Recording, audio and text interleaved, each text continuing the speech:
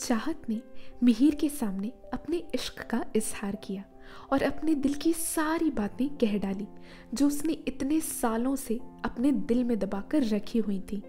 मिहिर के हाथों में अपना हाथ लिए चाहत अपने उस ख्वाब को पूरा होते देख रही थी जिसके बारे में उसने कुछ वक्त पहले सोचना ही छोड़ दिया था।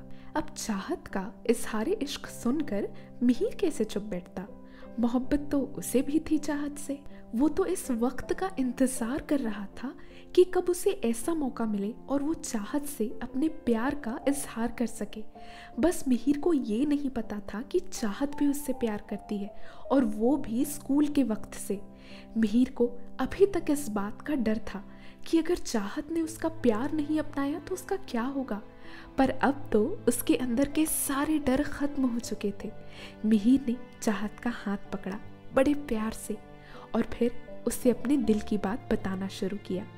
उसने चाहत की आंखों में देखा और कहने लगा, चाहत, मैं भी तुमसे मोहब्बत करने लगा हूँ।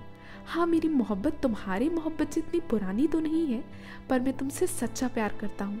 मुझे आज तक कभी किसी से ऐसा इश्क नहीं हुआ। जिस दिन मैं इस शहर में आया और तुमको बालकनी पर देखा, उसी दिन से मुझे तुमसे इश्क हो गया था। पहली नज़र का प्यार। मैं भी उसके बाद दिन रात तुम्हारे बारे में सोचता रहता। काम खत्म होते ही बार बार बाहर आकर देखता कि कहीं तुम ऊपर खड़ी तो नहीं हो। मुझे नहीं पता कि ये कैसे हुआ और क्यों हुआ, पर अब जो है बस तुमसे है। तुम्हें खुश देखने के लिए मैं कुछ भी कर सकता हूँ। तुम्हारे साथ मैं अपनी पूरी जिंदगी बिताना चाहता हूँ। तुम्हारे साथ बूढ़ा होना चाहता हूँ। तुम्हारी हर ख्वाहिश तुम्हारे कहने से पहले पूरी करना चाहता हूँ। अब मैं एक पल भी तुम्हारे बिना नहीं रह सकता। मुझे तुम्हारी ज़रूरत है। तुम प्लीज़ मुझे कभी छोड़ के मत जाना। ये कहकर उसने चाहत को अपनी बाहों में भर लिया। चाहत धीरे से मिहिर के कान में कहने लगी, मैं तुम्हें कभी छोड़ के नहीं जाऊंगी, और अगर तुम कहोगे तब भी नहीं। इतनी मुद्दत के बाद तुम मुझे मिले हो, अब तो तुम्हें खोना मर जाने के बराबर होगा। लोग सच कहते हैं, अगर आप किसी से सच्ची मोहब्बत करो तो वो ज़रूर पूरी होती है। ये कहकर चाहत ने देखा कि शाम ढलने लगी है और धीरे धीरे अंधेरा छा रहा है। दोनों अपनी बातों में इतने खोए हुए थे कि उन्हें वक्त का पता ही नहीं चला। चाहत मिहिर से कहने लगी, मिहिर देखो ना, वक्त का तो पता ही नहीं चला। चलो अब चलें, वरना मेरे घर वाले परेशान हो जाएंगे। मिहिर ने कहा, अच्छा चलो। और जैसे ही दोनों खड़े हुए उसने चाहत को अपनी गोद में उठा लिया। चाहत शोर मचाने लगी, अरे मिहिर क्या कर रहे हो, मुझे नीचे उतारो वरना हम गिर जाएंगे। मिहिर ने हंसते हुए जवाब दिया, हम नहीं गिरेंगे, तुम बहुत हल्की हो। ये बात तो मैंने तुम्हें फेयरवेल वाली पार्टी में ही बता दी थी। चाहत को वो शाम याद आई और फिर दोनों ऐसे ही हंसते खेलते प्यार भरी बातें करते अपने घर पहुंच गए। महीने गुजरने लगे और चाहत और मिहिर पूरे तरीके से एक दूसरे के इश्क में डूब चुके थे। उन्हें एक दूसरे के सिवा और कोई दिखाई ही नहीं देता। जब जब चाहत कॉलेज जाती, मिहिर उसे छोड़ने जाता और लेने भी आता। जब चाहत के घर पर कोई नहीं होता या लोग सो रहे होते, वो अपने घर वाले फ़ोन से मिहिर को कॉल किया करती और दोनों घंटों बातें करते। जब चाहत कॉलेज नहीं जाती, दोनों अपनी बिल्डिंग की छत पे रात को एक दूसरे से मिलते।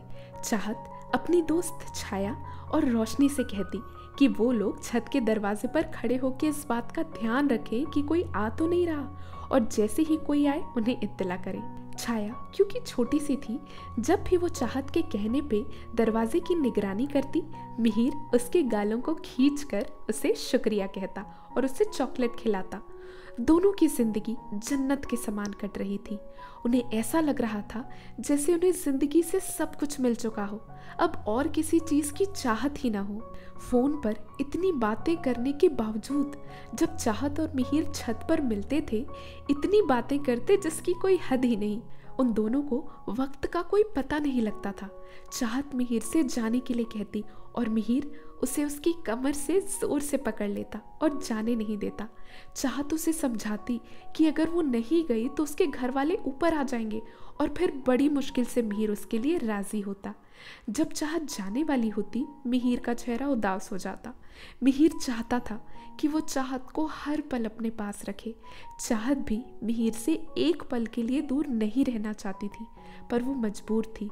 उसे पता था कि अगर उसके घर वालों ने कभी उसे मिहिर के साथ देख लिया तो उसकी ज़िंदगी जहन्नुम बना देंगे, इसलिए बेमन से दोनों को अलग होना पड़ता। एक शाम चाहत अपने परिवार वालों के लिए नाश्ता बना रही थी। उसे अचानक बाहर से उसके बड़े भाई सार्थक की आवाज़ आई। वो कुछ गुस्से में लग रहा था। चाहत जैसे ही बाहर निकली उसने देखा कि सारे लोगों में बहस हो रही है इस बात को लेकर कि इस बार घर के फ़ोन का बिल इतना ज़्यादा कैसे आया। सार्थक इन सब मसलों पर बहुत गौर करता था। उसने फ़ोन बिल चेक किया। उसने देखा कि एक नंबर है जिस पर सबसे ज़्यादा कॉल लगे हुए हैं और उसी नंबर की वजह से फ़ोन का बिल इतना ज़्यादा आया है। उसने सबसे पूछा कि कौन है जिसने इस नंबर पे कॉल किया है। सब ने अपने अपने हाथ खड़े कर दिए। अब बारी थी चाहत की। चाहत के घर वाले उस पर बहुत ज़्यादा भरोसा करते थे। बड़ी ही नाजों से उसे पाला गया था। उन्हें लगता था कि उनकी बेटी कभी कोई गलत काम नहीं करेगी। चाहत ने कोई गलत काम किया भी नहीं था, पर उसके परिवार वालों की नज़रों में इश्क गलती नहीं गुनाह थी। सार्थक ने चाहत को आवाज़ लगाई गुस्से में, चाहत ज़रा बाहर आना। चाहत ने डर की वजह से जवाब दिया, भाई मैं नाश्ता बना रही हूँ, जो भी काम है बाद में कर लें क्या। सार्थक की आवाज़ अब और तेज़ हो गई, माँ बना लेगी नाश्ता, तुम बाहर आओ। चाहत के हाथ पैर कांपने लगे थे। उसके माथे से पसीना छूटने लगा था और उसके दिल की धड़कन इतनी तेज़ हो चुकी थी जितनी कभी मिहिर के साथ होने पर भी नहीं हुई थी। चाहत बाहर आई और उसने पूछा, हाँ भाई बोलो क्या हुआ। सार्थक ने फ़ोन बिल उसे दिखाते हुए पूछा, क्या इस नंबर पे कॉल तुमने किया है। चाहत ने घबराते हुए जवाब दिया, हाँ मैंने ही इस नंबर पे कॉल लगाया था। अब सार्थक का गुस्सा उसकी आंखों में दिखाई पड़ रहा था। उसने धीमी आवाज़ में पूछा, ऐसी कौन सी दोस्त है तुम्हारी जिससे तुमने इतनी देर बात की है। चाहत ने कभी जिंदगी में झूठ बोलना नहीं सीखा था।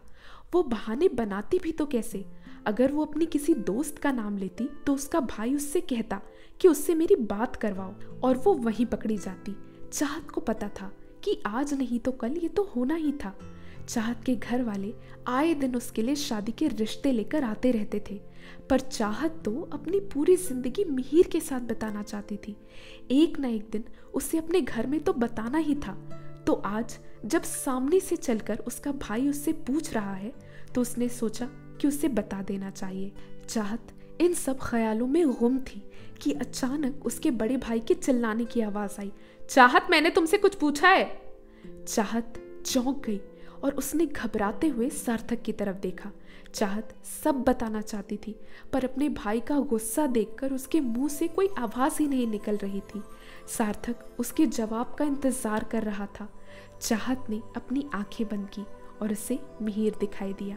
पता नहीं कैसे, पर चाहत के अंदर एक अलग सी हिम्मत आ गई। अचानक उसने एक लंबी गहरी सांस ली और कहा, मैं एक लड़के से प्यार करती हूँ। तो दोस्तों आपको क्या लगता है, चाहत जब अपने घर में मिहिर के बारे में बताएगी तो उसके घर वाले कैसे रिएक्ट करेंगे? अपने अपने थॉट्स कमेंट बॉक्स में लिखकर ज़रूर बताइएगा। अगर आगे के चैप्टर्स चाहिए तो भी कमेंट बॉक्स में लिखकर ज़रूर बताइएगा। अगर कहानी इंटरेस्टिंग लग रही है तो इसे लाइक करें, शेयर करें और आगे के चैप्टर्स पाने के लिए हमारे चैनल को सब्सक्राइब भी करें। Thank you.